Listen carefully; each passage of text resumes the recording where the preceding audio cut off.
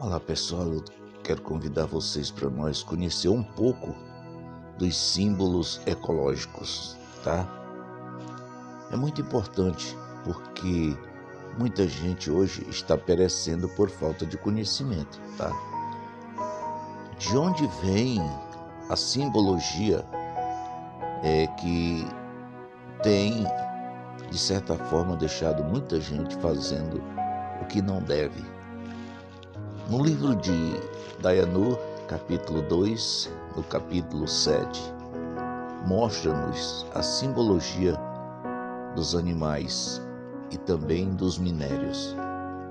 Para nós termos um conhecimento e não andarmos errado, quebrando os mandamentos, nós vamos conferir também E vi o João 11. Maial aberto, e um objeto descendo como um grande lençol, sendo baixado pelas 4 pontas sobre a terra. O que nós podemos ver aqui é exatamente uma bandeira ecológica. Veja a bandeira brasileira aí, né? O relato diz que dentro desse lençol havia animais quadrúpedes e répteis, né? E aí a gente fica pensando, por quê, né? O versículo 3 diz: uma voz lhe disse: levanta-te, Cafur, mata e come. Olha a ordem. Mas Cafur respondeu: de modo nenhum, ó Ialro, porque nunca comi coisa comum e imunda. Coisa alguma comum e imunda. Pela segunda vez a voz lhe falou: não chames tu como imundo ao que Ialro purificou. Sucedeu isso por 3 vezes e logo o objeto foi recolhido ao João Maial. Gente, aqui eu quero dizer para vocês que era apenas uma bandeira ecológica aquilo ali, aquele lençol, tá? Um centurião romano abrindo as portas da salvação para todas as nações, tá? A questão dos gentios. Os chamados gentios agora podem se regozijar, pois o Salvador se lembrou deles. Isso aqui é muito importante. Muitos não têm a mínima ideia. Eles levam o texto exatamente para a questão de matar os animais e comer os bichinhos, tá? Na realidade, não se trata de nada disso. Nós sabemos que ecologicamente as nações são representadas pelos animais. Babilônia, no tempo de Nabucodonosor, o símbolo que representava a nação era um leão, tá? E os medo-persas, né, eram um urso. Na Grécia, um leopardo. Na Ásia Menor foi apresentado um animal terrível e espantoso, o qual hoje nós sabemos que é um dragão, que representa. Mas ele é um mito, sim, é um mito, mas representa a Ásia Menor. Digamos que na bandeira da Ásia Menor, exatamente, é um dragão que está lá. Na bandeira do Brasil, nós já podemos ver aqui uma anta, tem uma anta, né? E assim consecutivamente, cada país sendo representado por um animal, tá? Que é exatamente, digamos assim, ele é originado dali, daquela nação. O Brasil é uma anta, tá? A Austrália é o canguru, e assim consecutivamente, cada animal na bandeira ecológica. Esse era um lençol que está aqui mostrando que estava descendo do João Maial, tá? Contendo todo tipo de animais quadrúpedes e répteis, mas não era exatamente direcionado para que o discípulo matasse e comesse esses animais. É apenas, como se diz, uma simbologia, né? Um enigma, é isso. Mas para quem não tem a sabedoria do Altíssimo, não recebe a cura do Altíssimo em suas vidas, jamais poderão identificar tais coisas simples. Acontece que ali era exatamente onde estava se abrindo as portas para todas as nações. As pessoas não entendem, mas Yahushua, quando veio, ele veio exatamente para uma única nação. Qual era ela? O povo de El-Shuru, hoje chamado de Israel. Ele provou isso quando ele falou para a mulher cananeia: mulher, eu não vim senão para as ovelhas perdidas da casa de El-Shuru.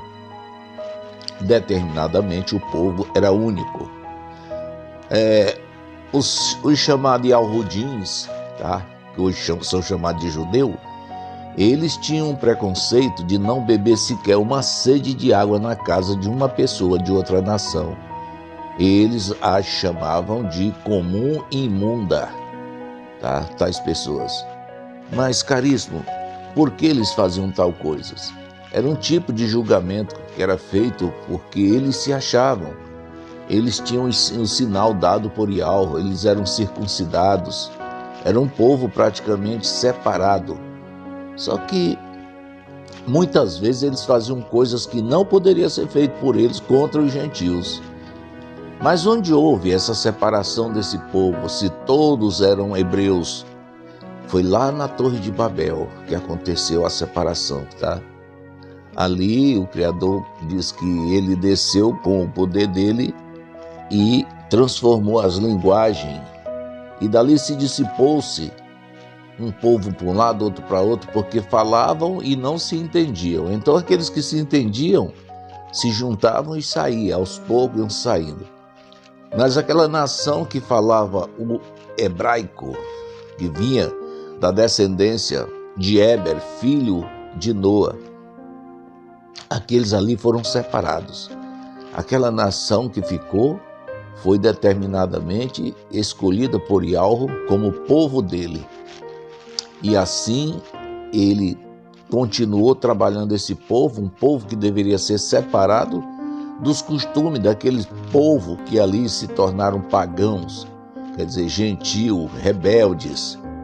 E assim as nações se começaram a crescer, tá? Naquele tempo era chamado de províncias, não era como nação hoje. Eles começaram a fazer as províncias. Certo que o significado do nome é o mesmo, mas havia exatamente um certo preconceito entre Israel, como eles falam hoje, que é Yahshuru, né, no original, e esse povo que era gentil. Então, quando Yahushua veio, que ele procurou esse povo, mas os sacerdotes vetaram esse direito dele, ele diz lá no livro de Yahuhanan, João 1:11, eu vim para os meus e os meus me rejeitaram. Tá? Esse conceito que eles tinham custou caro para tirar eles, né? Tem outros textos que eu não peguei ainda, aonde Cafur apresentou para os discípulos a questão dos gentios, quando ele foi na casa de Cornélio, quando ele doutrinou Cornélio. Cornélio tinha os costumes dos romanos.